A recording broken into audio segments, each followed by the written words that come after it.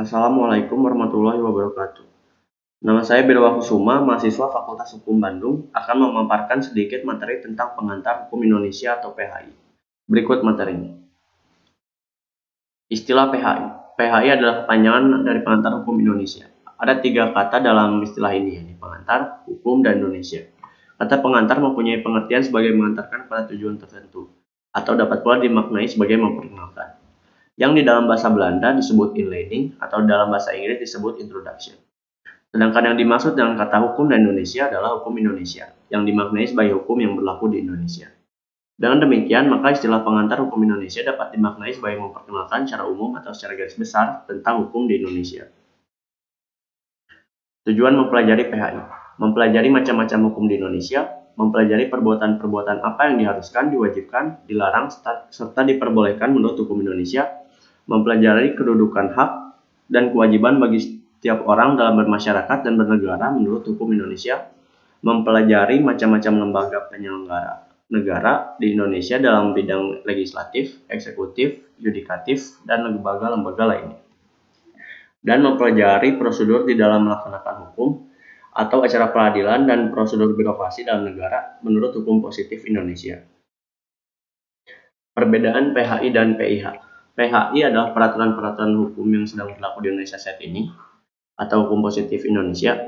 Dari istilahnya nampak jelas bahwa PHI atau pengantar hukum Indonesia terbatas hanya khusus mempelajari hukum yang berlaku di suatu tempat, atau dalam hal ini Indonesia, serta terikat pada waktu tertentu, atau dalam hal ini hanya hukum yang sedang berlaku saat ini saja. PHI merupakan pengantar untuk mempelajari bidang-bidang, aturan-aturan, ketentuan, tata hukum yang berlaku di Indonesia. PIH atau pengantar ilmu hukum lebih luas, yaitu hukum pada umumnya yang tidak terbatas pada tempat dan waktu, atau cangkupannya lebih luas dan umum, yang berlaku di seluruh negara. Pengertian hukum. Hukum adalah himpunan penunjuk hidup, atau perintah dan larangan, yang mengatur tata tertib dalam suatu masyarakat yang bersangkutan. Oleh karena itu, pelanggaran petunjuk hidup itu dapat menimbulkan tindakan dari pemerintah. Pengertian tata hukum. Tata hukum diambil dari 2 kata, yaitu tata dan hukum. Mentata dapat diartikan dengan menyusun, misalnya dari yang rendah ke yang tinggi, yang lama ke yang baru, yang khusus ke yang umum. Tata hukum dapat diartikan sebagai susunan hukum. Istilah tata hukum diterjemahkan dari istilah rechtsorde atau bahasa Belanda. Secara lengkap, tata hukum dapat diartikan sebagai susunan hukum yang terdiri atas aturan-aturan hukum yang tertata sedemikian rupa. Untuk menyelesaikan peristiwa hukum yang terjadi di masyarakat, aturan-aturan yang ditata sedemikian rupa tersebut menjadi tata hukum yang mana antara satu sama lainnya saling berhubungan dan saling menentukan. Ius constitutum dan ius constituendum. Ius constitutum artinya hukum yang berlaku saat ini atau hukum yang telah ditetapkan atau hukum positif. Ius constituendum berarti hukum yang dicita-citakan atau yang diangan-angankan di masa mendatang. Pengertian sistem hukum. Sistem hukum satu kesatuan unsur-unsur yang masing-masing saling berinteraksi dan bekerjasama dalam mencapai tujuan kesatuan tersebut, yaitu susunan sebagai satu kesatuan yang tersusun dari sejumlah bagian-bagian yang dinamakan subsistem hukum, yang secara bersama-sama mewujudkan kesatuan yang utuh. Kesatuan tersebut ditetapkan terhadap kompleks unsur-unsur yuridis seperti peraturan hukum, asas hukum, dan pengertian hukum. Jenis-jenis hukum. 1. Sistem hukum Eropa kontinental atau civil law. 2. Sistem hukum Anglo-Saxon atau common law. 3. Sistem hukum adat. 4. Sistem hukum Islam. Dan 5. Sistem hukum sosialis atau komunis. Karakteristiknya. Sistem hukum Eropa kontinental berkembang di negara Eropa daratan dan disebut sebagai dengan civil law. 2. Lebih menekankan sumber hukum pada putusan hakim atau putusan pengadilan atau jurisprudensi. Hakim mempunyai kebebasan untuk menciptakan kaidah hukum dalam tata kehidupan masyarakatnya. 3. Hukum adat bersumber dari peraturan-peraturan yang tidak tertulis maupun tertulis yang tumbuh dan berkembang serta dipertahankan berdasarkan kesadaran hukum masyarakatnya. 4. Hukum Islam bersumber pada Quran, Sunnah Nabi, Ijma, dan Qiyas. 5. Sistem hukum sosialis yang dianut negara-negara seperti Rusia, Republik Rakyat Cina, Korea Utara, dan sebagainya berdasarkan pada ajaran komunis. Pluralisme hukum.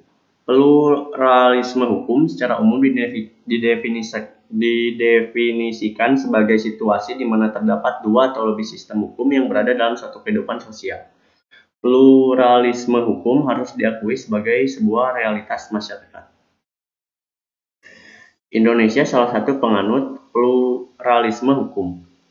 Kemajemukan hukum atau pluralisme hukum merupakan konsekuensi logis dari bangsa Indonesia yang plural. Pluralisme ini bukan saja berkaitan dengan suku, ras, dan agama, tetapi juga mengenai pola pikir, perilaku, dan tingkat pendidikannya. Pengertian sumber hukum. Sumber hukum dalam pengertiannya adalah asalnya hukum. Ialah berupa keputusan penguasa yang berwenang untuk memberikan keputusan tersebut. Artinya keputusan itu haruslah dari penguasa yang berwenang untuk itu. Jenis sumber hukum. Sumber hukum formal. Sumber hukum formal yaitu sumber suatu peraturan memperoleh kekuatan hukum. Sumber-sumber hukum formal membentuk pandangan-pandangan hukum menjadi aturan-aturan hukum dan mengikat. Sumber hukum material. Sumber hukum material merupakan sumber dari mana materi hukum diambil. Sumber hukum ini menjadi faktor yang membantu menentukan isi atau materi hukum.